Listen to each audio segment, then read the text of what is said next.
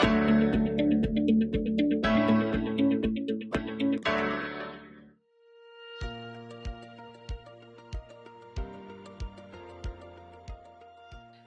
everyone, welcome to another session of ITS. Often it is seen that students struggle to read, understand and recall information when they receive it from long text. चाहे वो text book से लिया हो, चाहे वो online resources से लिया। तो क्या इसका कोई सोल्यूशन है?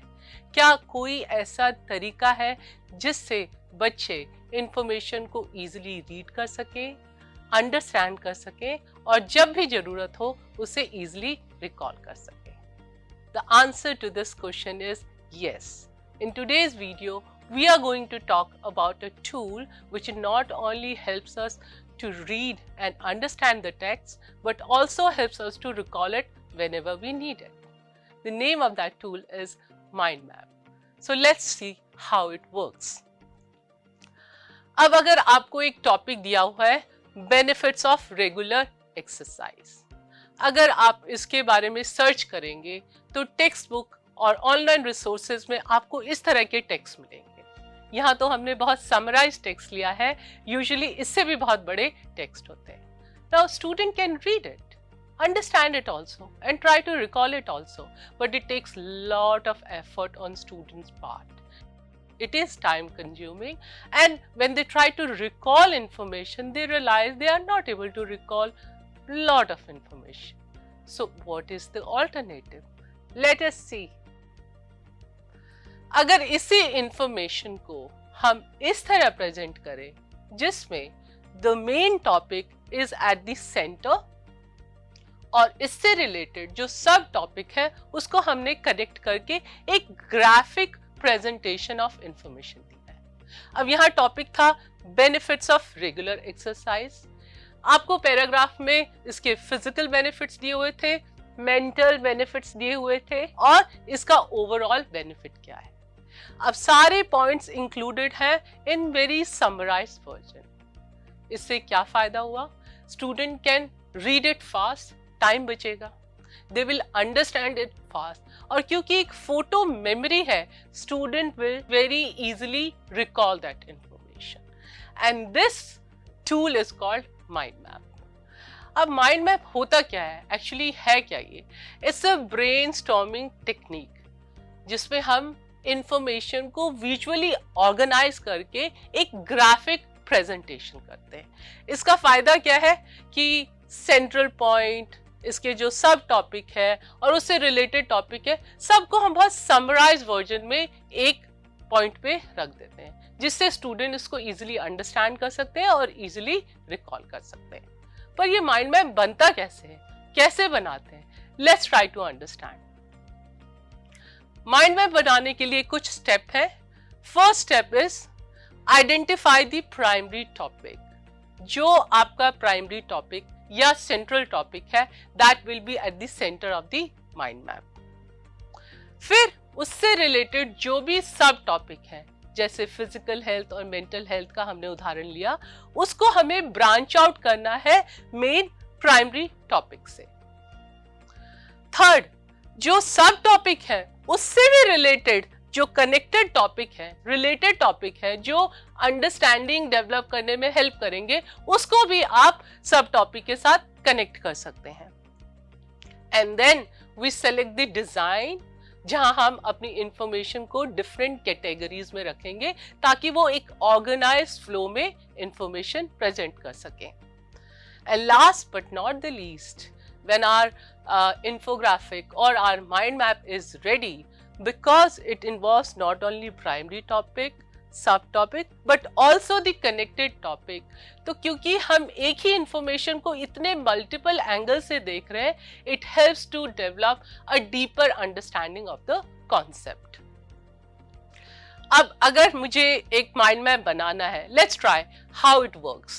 हमारा टॉपिक है causes of high level of hunger in India. अब इसका मैं माइंड मैप बनाना चाहती हूँ, so let's follow the procedure step by step. हमारा मेन प्राइमरी टॉपिक क्या है? Hunger in India. हमारे सब टॉपिक्स क्या हैं? Psychology, biology, sociology, economics, public administration and health, इन सब डिसिप्लिन के एंगल से, पर्सपेक्टिव से हम इस प्रॉब्लम को अंडरस्टैंड करने की कोशिश कर रहे हैं। तो है ना मल्टी डिसिप्लिनरी अप्रोच। अब जो हमारे सब टॉपिक हैं उनको भी सपोर्ट करने के लिए और भी टॉपिक्स हैं, जैसे अगर मैं बात करूं साइकोलॉजी की तो food wastage, likewise excess population, lack of resources, weak government scheme and unemployment. ये कनेक्टेड टॉपिक भी सब टॉपिक को सपोर्ट करते हैं and which helps in better understanding of the concept. इसके बाद हम अपना डिजाइन सेलेक्ट करते हैं जिसमें हम इंफॉर्मेशन को रखेंगे। हमें इस पे इंफोग्राफिक किस टाइप का चाहिए, उस डिजाइन के बेसिस पे हम कैटेगरी बनाते हैं और उसमें फिर हम अपनी इंफॉर्मेशन को फिल करते हैं। जैसे कि एक ये एग्जांपल है, this can be one design which we can use for mind map. And last not the least, जैसे हमने पहले भी बात की कि जब इतना डिटेल्ड इंफॉर्मेशन होता है और जो इतना इंटरकनेक्टेड है across the discipline, it really helps to develop deep understanding of the concept in a very short period of time. So hunger in India was our primary topic. Then these are our subtopics: psychology, biology, sociology, economics and public administration. इससे related हमारे सब topics हैं food wastage, lifestyle, BMI, lack of nutrients. Sociology से related कोई point नहीं है यहाँ. Economics में excess population, lack of resources, unemployment. And public administration में weak government and lack of hygiene. यहाँ ये स्टोरी खत्म नहीं होती है. जब हमने इतना डिटेल्ड चार्ट बना दिया, इसको समराइज करने के लिए हम कुछ और पॉइंट्स भी ऐड कर सकते हैं which will give us an idea कि ये अक्रॉस डिसिप्लिन कैसे कनेक्ट हो रहा है. जैसे अगर हम बिहेवियर की बात करें तो बिहेवियर जो हमारे लाइफस्टाइल में भी आता है कि कैसे हम फूड को ट्रीट करते हैं. सो अक्रॉस द डिसिप्लिन ये सब्जेक्ट को, टॉपिक्स को कनेक्ट कर रहा है. माइग्रेशन जो है इसमें इकोनॉमिक्स की बात भी आ गई, सोशियोलॉजी की भी बात आ गई. गवर्नमेंट प्रोग्राम्स जो है उसमें इकोनॉमिक्स की भी बात आ गई और पब्लिक एडमिनिस्ट्रेशन की भी. तो अक्रॉस डिसिप्लिन जो है सब टॉपिक्स है जो इंटरकनेक्टेड है.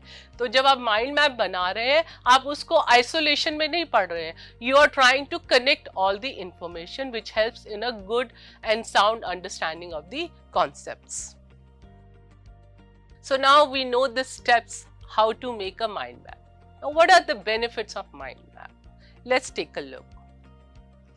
हम इंफॉर्मेशन को लॉन्ग टेक्स्ट की जगह एक बहुत ही ब्यूटिफुली ग्राफिक प्रेजेंटेशन देते हैं. So it enhances our creativity. Information को रिकॉल करना बहुत आसान हो जाता है. That's how it improves our memory. क्योंकि इंफॉर्मेशन को पढ़ने में, समझने में और रिकॉल करने में कम टाइम लगता है, इट बूस्ट आवर प्रोडक्टिविटी. आपने देखा माइंड मैप में एक ही टॉपिक को हमने डिफरेंट डिसिप्लिन और सब्जेक्ट के एंगल से या पर्सपेक्टिव से देखा है. So it kinds of encourages collaboration across the discipline. So in today's video we talked about what is mind map, how does it work, what are the steps and what are the benefits of mind map. Now is the time for your task.